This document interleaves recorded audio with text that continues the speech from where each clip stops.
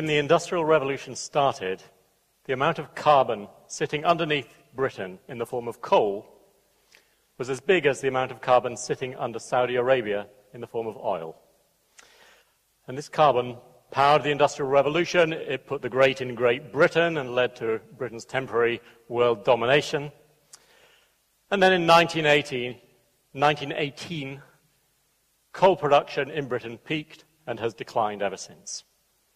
In due course, Britain started using oil and gas from the North Sea, and in the year 2000, oil and gas production from the North Sea also peaked, and they're now on the decline. These observations about the finiteness of easily accessible, local, secure fossil fuels, this is a motivation for saying, well, what's next? What is life after fossil fuels going to be like? Shouldn't we be thinking hard about how to get off fossil fuels? Another motivation, of course, is climate change. And when people talk about life after fossil fuels and climate change action, I think there's a lot of fluff, a lot of greenwash, a lot of misleading advertising. And I feel a duty as a physicist to try to guide people around the claptrap and help people understand the actions that really make a difference and to focus on ideas that do add up. Let me illustrate this with what physicists call a back-of-envelope calculation. We love back-of-envelope calculations. You ask a question, you write down some numbers, and you get yourself an answer.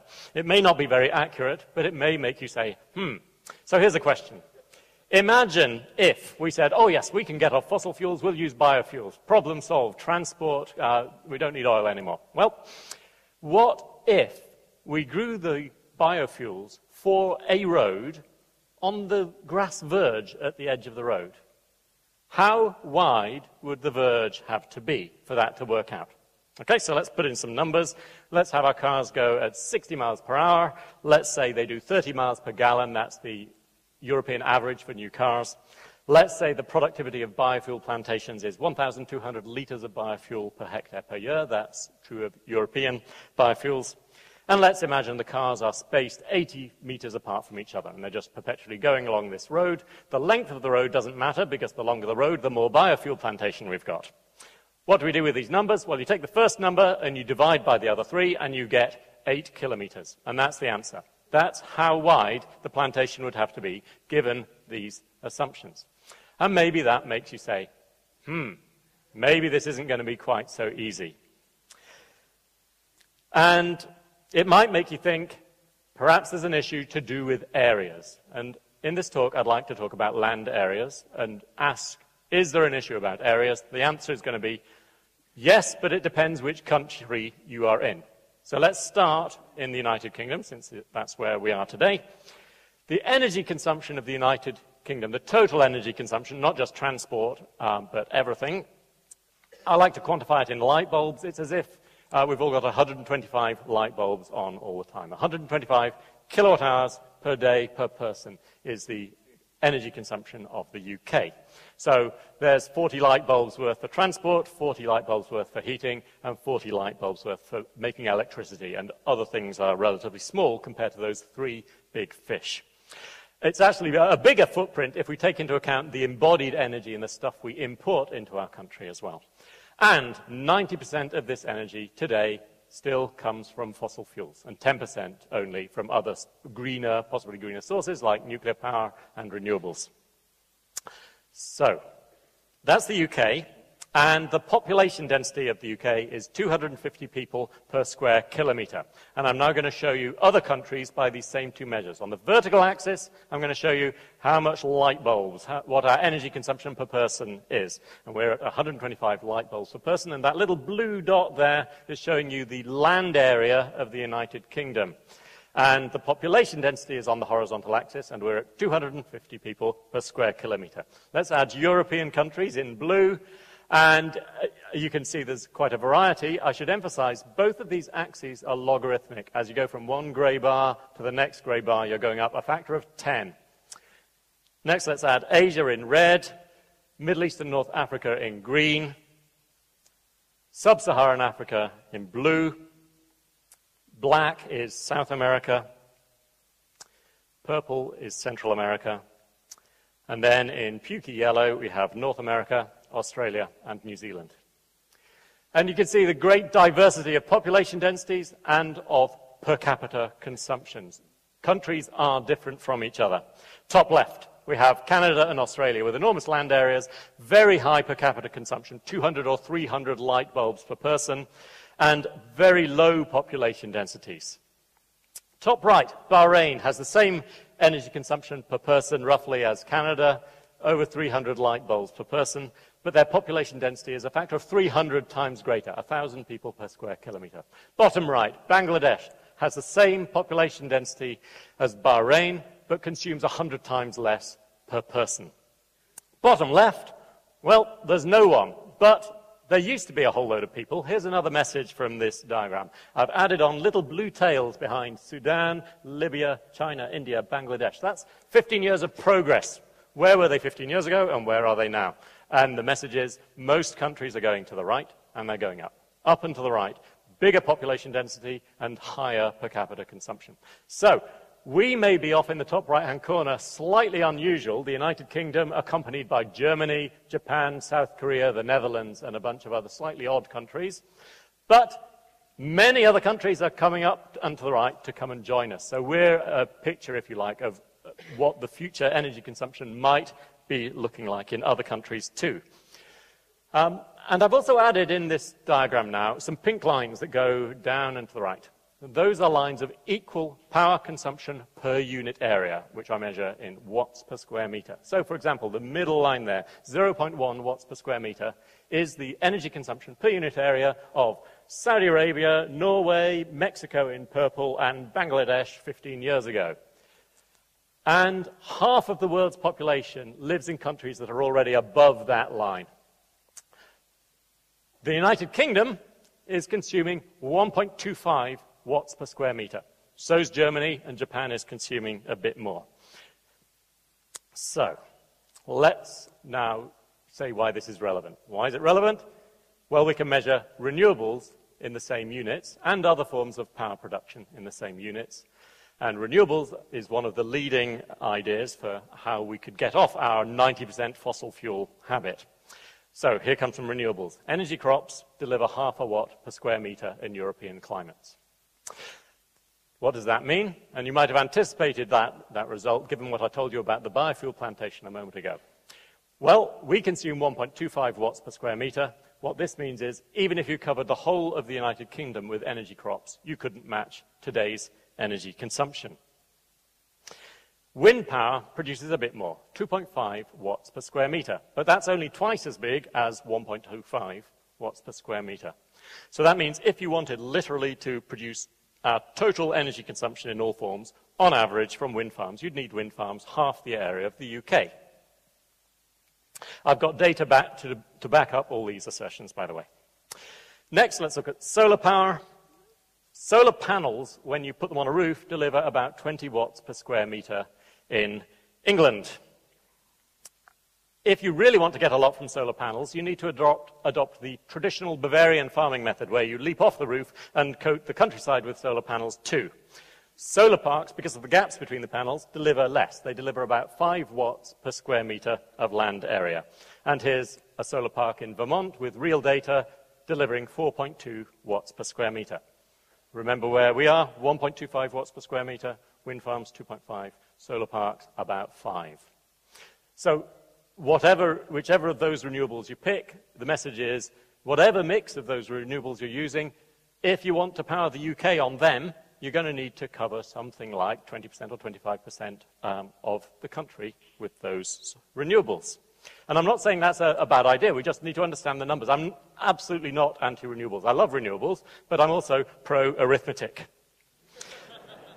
Concentrating solar power in deserts delivers larger powers per unit area because you don't have the problem of clouds. And so this facility delivers 14 watts per square meter, this one 10 watts per square meter, and this one in Spain 5 watts per square meter. Being generous to concentrating solar power, I think it's perfectly credible it could deliver 20 watts per square meter. So that's nice. Of course, Britain doesn't have any deserts. Yet. So here's a summary so far. All renewables, much as I love them, are diffuse. They all have a small power per unit area, and we have to live with that fact. And that means if you do want renewables to make a substantial difference for a country like the United Kingdom, on the scale of today's consumption, you need to be imagining renewable facilities that are country-sized. Not the entire country, but a fraction of the country, so a substantial fraction. There are other options for generating power as well, which don't involve fossil fuels. So there's nuclear power. And on this Ordnance Survey map, you can see there's a size well B inside a blue square kilometre. That's 1 gigawatt in a square kilometre, which works out to 1,000 watts per square metre. So by this particular metric, nuclear power isn't as intrusive as renewables. Of course, other metrics matter too, and nuclear power has all sorts of popularity problems. But the same goes for renewables as well. Here's a photograph of a consultation exercise in full swing in the little town of Pennycook, just outside Edinburgh, and you can see the children of Pennycook celebrating the burning of the effigy of the windmill. So people are anti-everything, and we've got to keep all the options on the table. What can a country like the UK do on the supply side? Well, the options are, I'd say, these three. Our renewables, and recognizing that they need to be close to countryside. Other people's renewables, so we could go back and talk very politely to the people in the top left-hand side of the diagram and say, we don't want renewables in our backyard, but please could we put them in yours instead? And that's a serious option. It's a way for the world to handle this issue. So countries like Australia, Russia, Libya, Kazakhstan could be our best friends for renewable production. And a third option is nuclear power. So that's some supply-side options.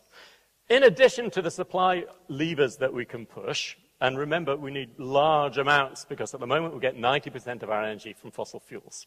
In addition to those levers, we could talk about other ways of solving this issue.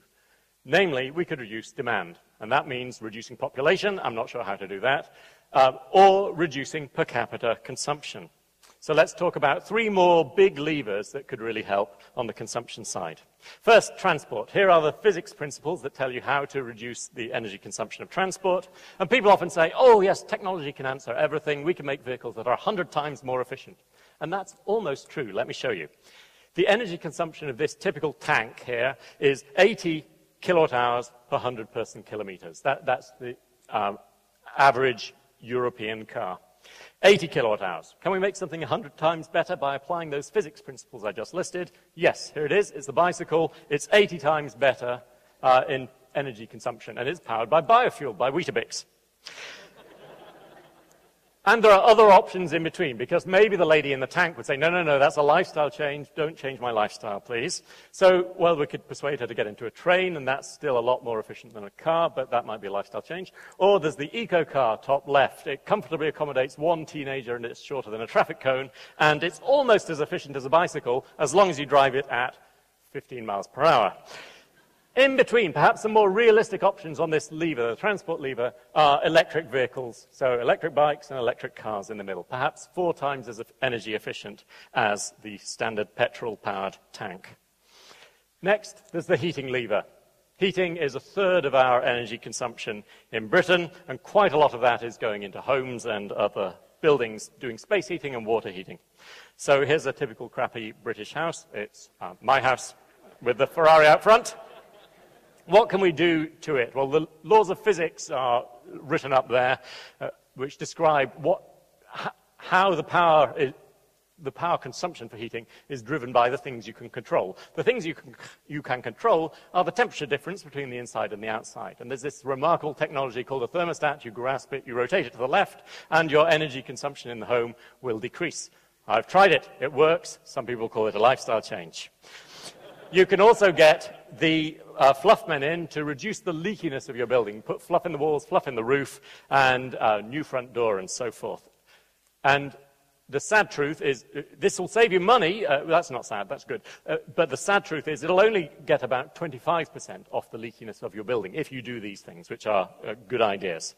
If you really want to get a bit closer to Swedish building standards with a crappy house like this, you need to be putting external insulation on the building, as shown by this block of flats in London.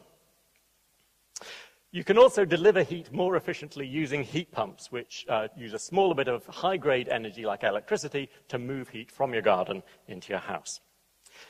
The third demand-side option I want to talk about, the third way to reduce energy consumption, is read your meters. People talk a lot about smart meters, but you can do it yourself. Use your own eyes and be smart, read your meter, and if you're anything like me, it'll change your life. Here's a graph I made. I was writing a book about sustainable energy, and a friend asked me, well, how much energy do you use at home? And I was embarrassed. I didn't actually know. And so I started reading the meter every week, and the old meter readings are shown in the top half of the graph, and then 2007 is shown in green at the bottom, and that was when I was reading the meter every week, and my life changed because I'd started doing experiments and seeing what made a difference, and my gas consumption plummeted because I started tinkering with the thermostat and the timing on the heating system, and I knocked more than a half off my gas bills. There's a similar story for my electricity consumption, where switching off the DVD players, the stereos, the computer peripherals that were on all the time, and just switching them on when I needed them, knocked another third off my electricity bills too. So we need a plan that adds up, and I've described for you 6 big levers. And we need big action because we get 90% of our energy from fossil fuels, and so you need to push hard on most, if not all, of these levers. And most of these levers have popularity problems, and if there is a lever you don't like the use of, well, please do bear in mind that means you need even stronger effort on the other levers. So I'm a strong advocate of having grown-up conversations that are based on numbers and facts. And I want to close with this map that just visualizes for you the requirement of land and so forth in order to get just 16 light bulbs per person from 4 of the big possible sources. So, if you wanted to get 16 light bulbs, remember, today our total energy consumption is 125 light bulbs worth. If you wanted 16 from wind, this map visualizes a solution for the UK. It's got 160 wind farms each, 100 square kilometers in size, and that would be a 20-fold increase over today's amount of wind. Nuclear power, to get 16 light bulbs per person, you'd need 2 gigawatts at each of the purple dots on the map. That's a 4-fold increase over today's levels of nuclear power. Biomass, to get 16 light bulbs per person, you need a land area something like 3.5 Waleses worth, either in our country or in someone else's country, possibly Ireland, possibly somewhere else. And the fourth supply-side option, concentrating solar power in other people's deserts. If you wanted to get 16 light bulbs worth, then we're talking about these 8 hexagons down at the bottom right. The total area of those hexagons is 2 greater Londons worth of someone else's Sahara. And you'll need power lines all the way across Spain and France to bring the power from the Sahara to Surrey. We need a plan that adds up. We need to stop shouting and start talking.